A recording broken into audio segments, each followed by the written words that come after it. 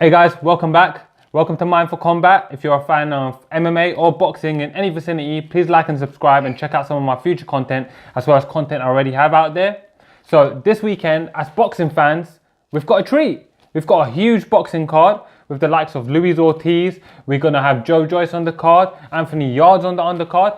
Great card, great card. But in the main event, we've got a heavyweight unification fight, and I'm calling it a unification, between the undefeated American WBC heavyweight champion of the world, Deontay Wilder, taking on the lineal heavyweight champion of the world, the Gypsy King, Tyson Fury. And I think it's fair to say that this is a treat for us, because after everything that happened with Deontay Wilder and Anthony Joshua, whatever your opinions may be on the negotiations, I won't go into the politics of that right now, but after everything that we went through, I think we can collaboratively agree that, man, it was really a step back for us. Everyone was fed up. Everyone was fed up because we was expecting a fight to be made. At times, it seemed like the fight was going to be made, then it wasn't made. Meanwhile, what was going on? Tyson Fury was mounting his comeback. Tyson Fury came back, fought Sefer Safari. He dropped all that weight, fought Sefer Safari, and I'm not going to be trying to sugarcoat this. I'll be blunt. He didn't look the best against Sefer Safari. He didn't look like he was in the best shape. He was fighting someone who was much smaller than him, someone that, really shouldn't be in the ring with Tyson Fury. He got the W though. And then, out of the blue, he's about to fight Francisco Pereira, and rumours start coming out. And I think all of us was a bit taken back when the rumours started coming out that he's in talks with Deontay Wilder for a heavyweight unification fight. And you know what? Here we are. The Pioneer fight happened, and good for them. Good for them for telling us a fight was going to happen, and then here we are, it's made, December 1st. And today, I'm going to be looking at the fight, I'm going to be providing you guys a breakdown, and saying how I think the fight's going to go. So, let's start looking at the basics of the fight. Deontay Wilder, he's 33 years old. Tyson Fury just turned 30, so not much in age. Heavyweight boxers tend to have a bit more of a shelf life as well, so there's not too much there. It's not like we're talking about them fighting old men. They're both there in their prime or thereabouts. That's great. Deontay Wilder is 6'7". He's a very tall, rangy heavyweight, and he's fighting Tyson Fury, who's 6'9". Well, I think 6'8.5", 6'9", thereabouts. Tyson Fury's going to have a couple of inches of height on him. That's interesting. And that is interesting for a couple of reasons. I think that this is the first time that Deontay Wilder's fought someone the height of Tyson Fury. It's also going to be the first time Deontay Wilder's fought someone the size of Tyson Fury that can move like Tyson Fury. And I'll go into that in a bit more detail. The weight. Now, this is a very key thing here to consider. Deontay Wilder normally weighs in about 217 pounds. 217 pounds. It's not a big heavyweight. Matter of fact, he's gone on record and said he's considered dropping down to cruiserweight. That's something that we all know Tyson Fury can't do. Tyson Fury, I'm assuming he's going to weigh in around the 255 pound mark. If he weighs in around that mark, he's going to have about 30 plus pounds of weight advantage on him. And that's going to be key because Tyson Fury does like to smother when he gets in close. So that size will be key. That's going to make a difference. Tyson Fury's also got a 2-inch reach advantage on him. Tyson Fury's got an 85-inch reach. Deontay Wilder's got an 83-inch reach. Interesting. Deontay Wilder's an orthodox boxer.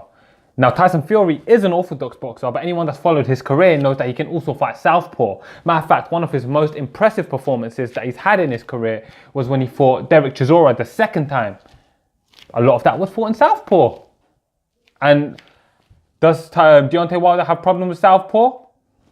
It could be said that the hardest fight he's had, well, we know that the hardest fight he's had was against Luis Ortiz, the southpaw. That's something to consider. When looking at the records, it's not as black and white as it seems. So Deontay Wilder gets a tough rap. He's 40-0 with 39 knockouts. He's knocked out every opponent he's ever faced. And he gets a bit of a tough rap for people saying that he hasn't fought the best competition. And whilst this is true, it has to be thrown out there that he tried to fight Charles Martin when Charles Martin was the IBO champion. Fight didn't materialize. He chose to fight Joshua. He tried to fight Joseph Parker. Fight didn't materialize. He chose to fight Joshua. He was meant to fight Klitschko before Klitschko fought Tyson Fury. A lot of people don't know this, but this fight was all but signed. Klitschko decided to fight Tyson Fury for obvious reasons. Okay, the European market was obviously more familiar with Tyson Fury, and I believe at the time Klitschko probably thought Tyson Fury was the less dangerous opponent. But the fact remains, he has fought some good people. Now, maybe not the best in the world, but he's fought some very, very good people. So some of the notables who Deontay Wilder's fought, he's fought Bermane Stiverne twice. For whatever you want to say about Bermane Stiverne, he did win a WBC title. He beat Chris Arreola to do it, and he's got a lengthy career in the heavyweight division. He had a lot of success there as well. So that's got to be worth something. He also beat Gerald Washington, who's a very technically sharp boxer. He's very technically savvy. He moves well. So I don't think Gerald Washington's one of the best in the world, but that's a notable win. Now, comparatively to Tyson Fury, if we're to look at his notable wins, he's got Derek Chisora twice. Derek Chisora is about to fight Dylan White in the main event on December 22nd. I'll do a video for that, so please check it out. So he beat Derek Chisora twice. That's a good win. Derek Chisora might just be in the title picture still today. He beat Christian Hammer. Christian Hammer's a good name in the regional or the European scene. He's done some good stuff. That's a respectable win. Their best wins now, without question, for Deontay Wilder is Luis Ortiz. For Tyson Fury is Vladimir Klitschko. At the peak of Vladimir Klitschko's reign, it was Tyson Fury that stopped him. He beat the best version of Klitschko, and he beat him better than Anthony Joshua did. He beat him cleaner. It weren't more exciting than Anthony Joshua's win, but he got the cleaner, more decisive win. He left the fight without a scratch on his face. Anthony Joshua had a tooth and nail war with Klitschko, so that's something to consider. That is something to consider. There's going to be issues on both ends of this fight as well. So, for example, if we're to look at some of the issues facing both men, Deontay Wilder hasn't had that top flight competition. So, with the exception of Luis Ortiz, this is going to be the highest level of skill set that he would have faced in the ring. When I say with the exception of Luis Ortiz, I'm not saying Luis Ortiz has a better skill set than Tyson Fury. I'm saying with the exception of Luis Ortiz, the rest of his opposition has not been anywhere near the caliber of Tyson Fury. He's also, as is known, he lacks the boxing fundamentals. His boxing fundamentals ain't the sharpest, and that's something to consider.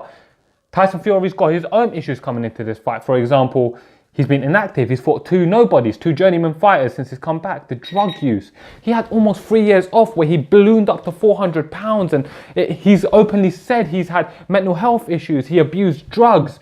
What does that leave us with? What state is Tyson Fury going to show? And he's looked in great shape. He's looked like he's been moving well. It's interesting though. These are all things to consider when you're trying to make a decision here. There's X factors to the fight as well. For example, Deontay Wilder's power. Every sparring partner that has sparred both Deontay Wilder, Anthony Joshua, and Tyson Fury has said Deontay Wilder's got by far the heaviest punch. That's something to consider. His conditioning is supreme. Tyson Fury on his end, his X factors are going to be his movement and his diverse skill set. He can switch stances and he's got great combinations, great head movement. He's a very diverse, great fighter.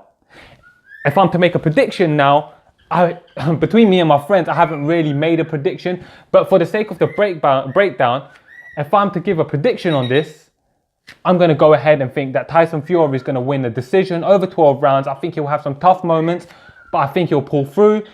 It wouldn't surprise me if Deontay Wilder knocks him out. I hope you're enjoying my parrot singing. He's making some music for you guys. But it wouldn't surprise me to see if Deontay Wilder knocks him out, and it should be noted that it's going to be a very exciting fight. So guys, let me know what you guys think. Please leave a comment, and I'm really looking forward to this fight. Mindful Combat, please like and subscribe.